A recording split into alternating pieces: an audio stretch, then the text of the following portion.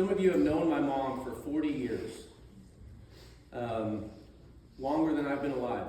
Some of you have known my mom for 4 weeks, 4 months. There's a broad expanse of people here. Either way, you would have seen her give 100% to you. 100%. We lost one, Esther. That is the only time I have ever seen my mom cry. Any issues that she had, we all have issues, right? Any issues she had were dealt with first thing in the morning before we woke up. When mom showed up on the battle zone for the family, it was game time. It's time to step up our game and do what we had to do. Like I said, everything that she did, she was full bore at. If you know the Erbs, that's where we get it. There is no brake pedal. It's all gas. And that was my mom. That was the way. Obviously, you could tell we've got a big family. Time to have kids. We're going to have a lot of kids. And she did it with passion. If it's a business, you've seen my mom and her business, you knew exactly what you were going to get when you talked to my mom. When Proverbs 31 talks about the virtuous woman, in 15, 16, and 17, it says, she rises while it is yet night and provides food for her household and portions for her maidens. And we didn't have any of those, but the first part is true. She considers a field and buys it. With the fruit of her hands, she plants a vineyard. She dresses herself with strength and makes her arms strong. Not only does she consider a field and buys it, but she buys it before she considers telling my dad about it. Very little considering. There's a lot of buying, but not a whole lot of considering. My mom was up very, very early so that she could have her quiet time. There was very little quiet time in our house. Very little. But she was getting herself ready, preparing herself for the task at hand, her mission field, her responsibilities, the craziness of the day, right, moms? You know all about this. Dads, those of you that have young kids. She was able to do that so that she could give her very best to us. My mom did not get flustered. Maybe she was naive at times. She was a very simple person, but she didn't let the busyness of life affect her mental aptitude. She was very simple, and she dealt with it moment by moment by moment. Didn't overthink anything. She'd go through it. But she would say, this is the day you will rejoice and be glad in it. She has no problem rejoicing. I was the one that had this is before Tony Robbins was ever a thing, right? It was Mary Erb. She was there before Tony was there. Another quick story, and I'll close with this, was the last spanking that I ever had was from my mom at 15 years of age. I think I had my permit at that point. Yeah, probably my bench was 220 or 230. Either way, I was bent over the bed. And my mom made this quick, rash decision, as she normally would, that I needed discipline for whatever I did. And not only did she follow through with it fully, we looked at each other and she goes, I think that'll be the last time.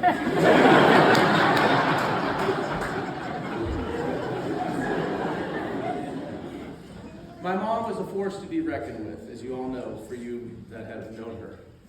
And she's left a huge void in our family.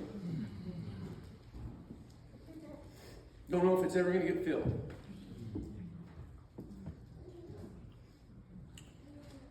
But she's left a legacy, right? Oh, yeah. And it will be built upon. Foundations were set 41 years ago, and they'll continue. My mom made friends with everybody. Everybody. And not only did she make friends with everybody, she cared about everybody.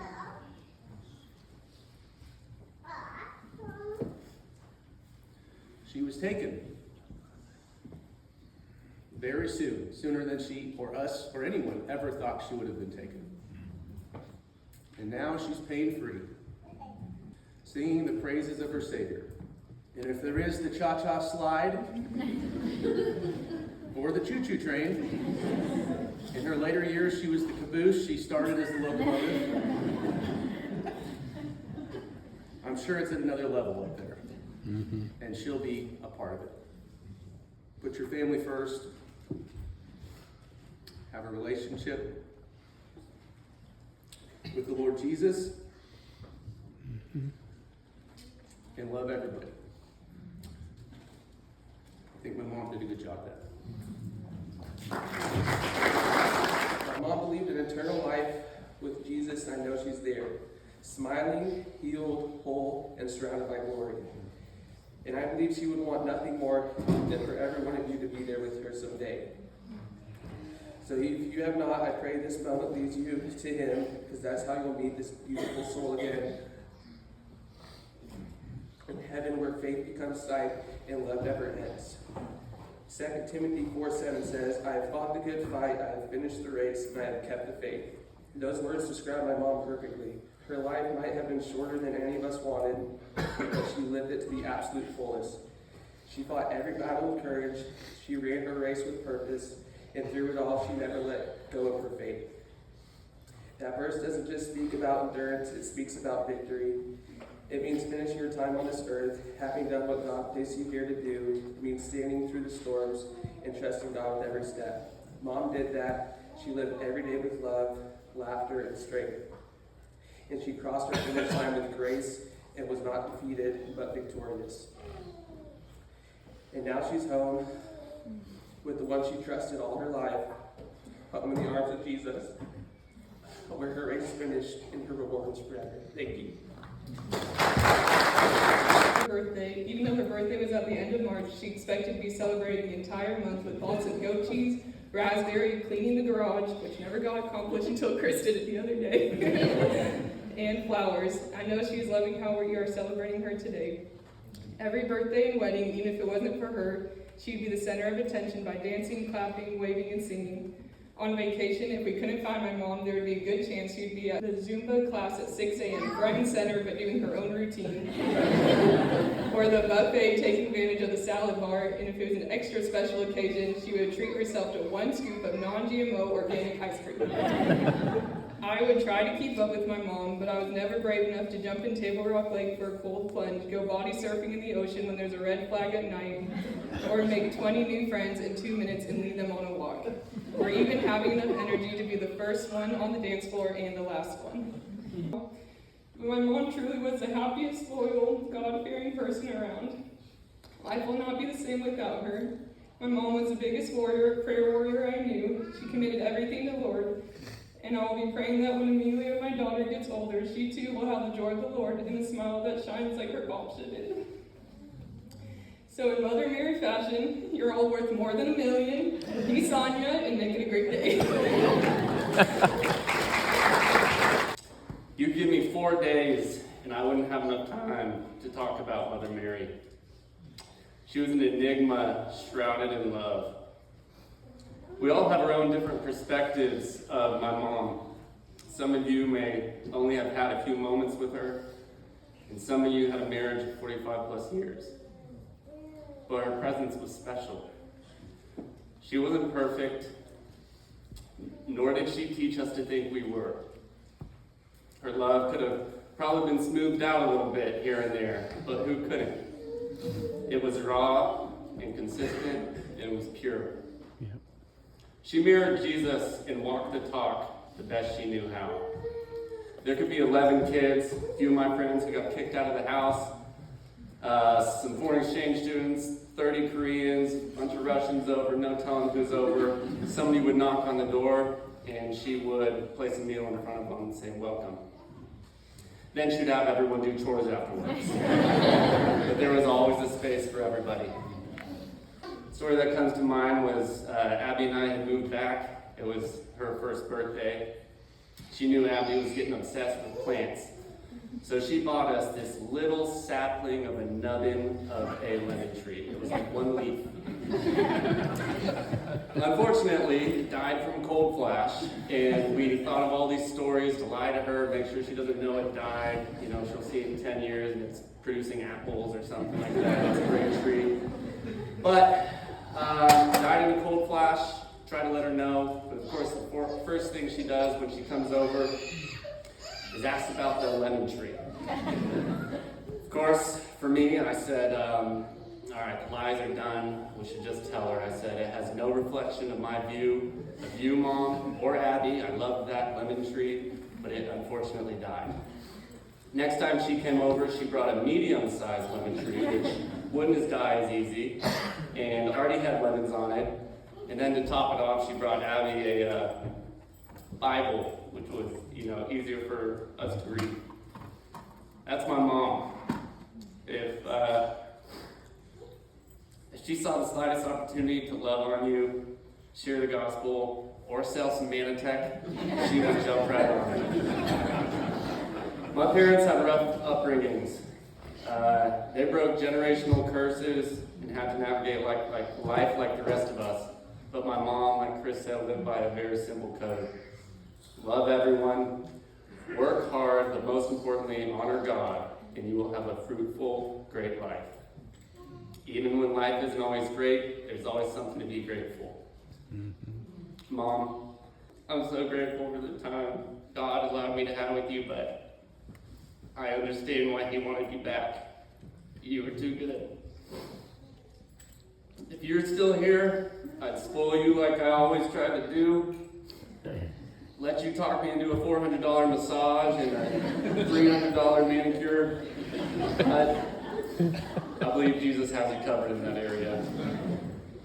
I know, and this makes it easier for me, and I know all of us, that if we traded places, you'd pick your head up, you'd trust God's plan, celebrate my life like the best you know how.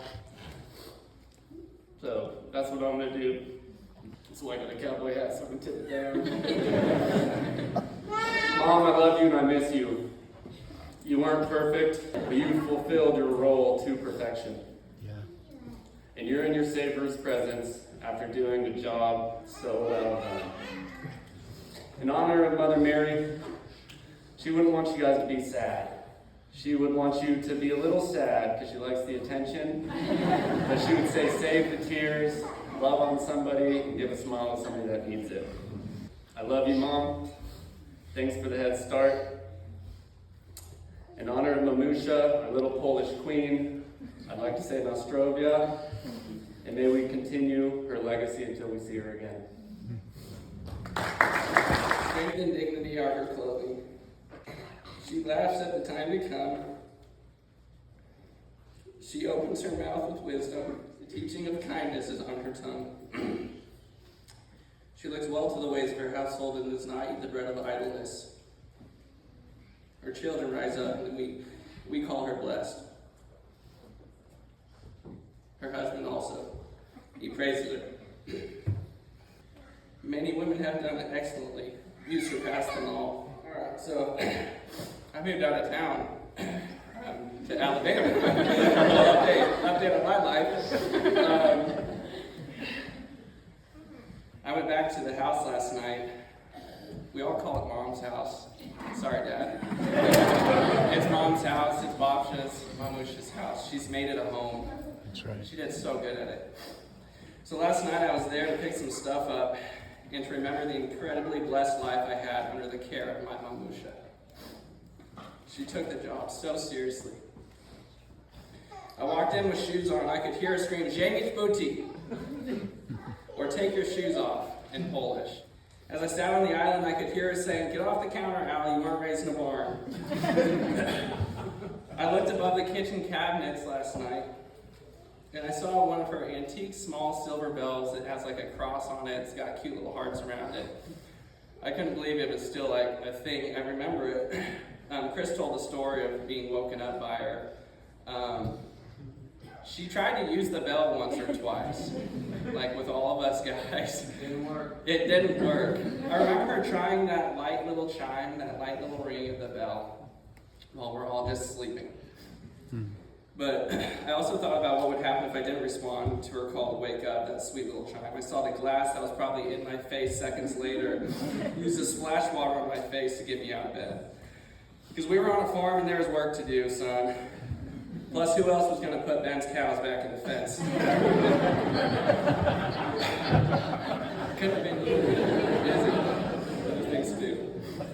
My mom was the strongest woman I know, and determined to see me become the man of God she knew that I could be.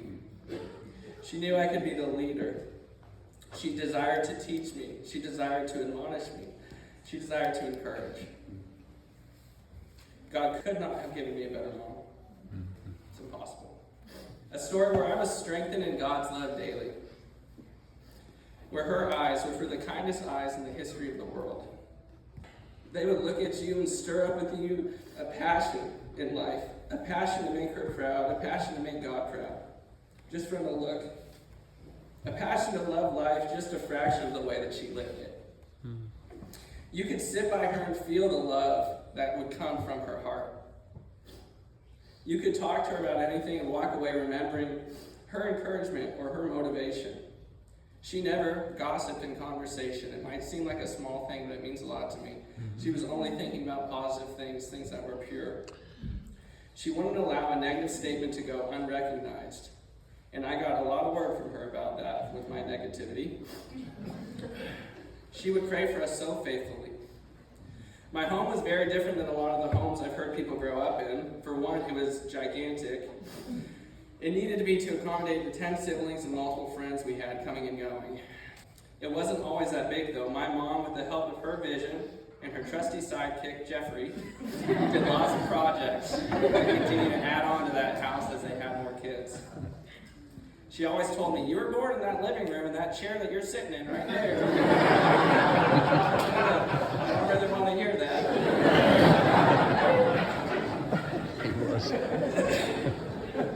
I've heard that story 100 times. The home never felt big though. My mom filled it with sweet touches. One thing me and Gabby have acknowledged, she was big on declarations. So sweet little declarations throughout the house, reminders of kindness, wisdom, love, and truth. My home was packed full of joy because of her. My siblings and I had the times of our lives. Brothers running around, buzz cuts, and laughter under her trusting gaze from afar as she was sunbathing. When you see my mom smile, you would be hard-pressed to not return a smile right back at her. My mom had energy like you could not understand, and Dad, I don't know how you kept up with it. You can't. The memories that resonate the most are memories of Vigilia, a Polish holiday that we celebrate on Christmas Eve. It was a mighty display of her cooking skills. It was a beautiful time centered around family and God's love displayed by the birth of Jesus. There was no room for me to say a word. We all sat around talking, loudest house you've ever seen, eating, laughing, and it was just the best time in the world. Gifts were not expensive unless they were for Joshie or Marisha. But each gift meant something. And the time was centered on what we valued, not on the presents that were given. God is so good and his timing is perfect. When I found the aggressive nature of what my mom was fighting, I decided to purchase tickets for my birthday the next day to fly to Texas, where Aaron was going to be with her graduating in the Air Force. My mom was always ready with her swimsuit and her clothes no matter where she was, as you saw in that awesome video. So even in the desert, she got the opportunity. We swam in the lake, and I got one last opportunity to just see her live her best life. While in Texas, my mom mentioned how I was her sensitive son for some reason. She felt to bring up on my birthday. I don't think she was trying to be negative or anything when she said that, but I don't think she knew it hurt my feelings to hear her say that. Well, Mom, if you thought I was overly sensitive or overly emotional, you should look at me now. Gratitude is an attitude, no matter the circumstance. And you can do anything you set your mind to. And don't forget, read the proverb of the day today. It's a pretty good one. I think everyone I've known in my entire life is here, so it's pretty awesome to see.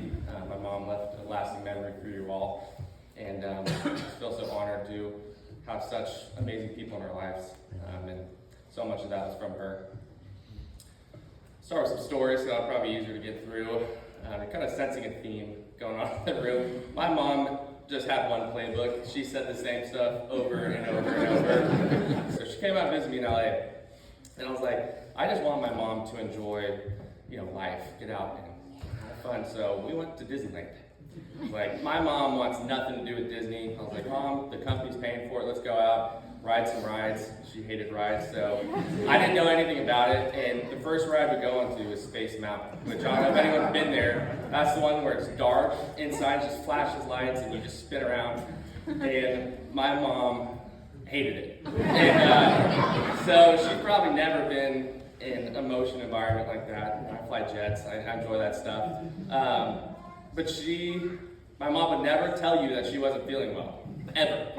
She could be coughing, and she would just say, I'm just detoxing. So she's like, here, we're walking, she's like, I need to sit on the bench. She's like, you guys go have fun, I'm just gonna hang out. And so my mom spent the rest of the day at Disney, just kind of hanging out by the fountain, watching the ducks. But that was a really funny time. And then we followed it up the next day. We went to Santa Monica, and my mom loved to swim. She loved the ocean. That's just who she was. She was the most daring, just wanted to have a good time. We'll follow you in battle wherever you went. So I love my mom for that. She didn't care how she looked. She was just ready for the moment. My mom epitomized the saying, always be thankful. She told me that so many times over the years. She didn't just say it, she lived it. No matter what life threw at her, really what the problem us kids created, who broke whose arm that day, or who jumped off the roof and landed on their head. She found something to thank God for, and she always reminded me to give God the glory. For her, it was never about serving herself. She lived her life for others, raising 11 children, loving 17 grandkids, and helping everyone she met live healthier, richer lives. My mom was so full of life. She had this endless energy, and she could talk to anyone, and usually she did. She was proud of her family, and she couldn't help tell people about us. We were her prized joy. To her, the concept of a stranger didn't exist. She just hadn't met you yet.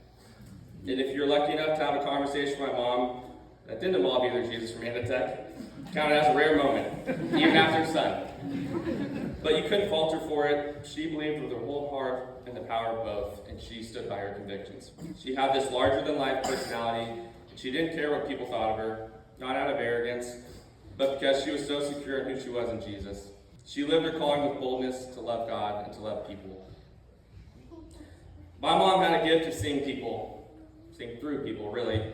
She knew what was going on. Trust me, I tried. She could see through any facade you put up.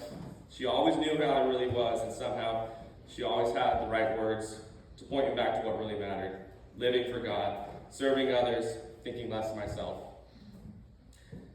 She was the voice in my life that reminded me this is the day the Lord has made, and let us rejoice and be glad in it. She loved to say that.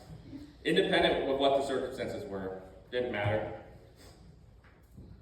She reminded me to always count my blessings, that it could be worse. No pity parties around Mother Mary. She was quick to bring up grandma fleeing the Holocaust, or people with no drinking water in Africa, and shut you up real fast. Mom taught me that faith isn't just something you talk about, it's something you live. Through gratitude, through service to others, through love. And I can honestly say that the best parts of me, my blind optimism, desire to love people well, and to live out my faith, all stem from her and her example. Mom, you ran your race well. You lived with joy, you fought with courage to the very end, and you loved without limits. And even though my heart hurts knowing you're not here, I know you're home and finally able to rest. And I know I'll see you again. Thank you.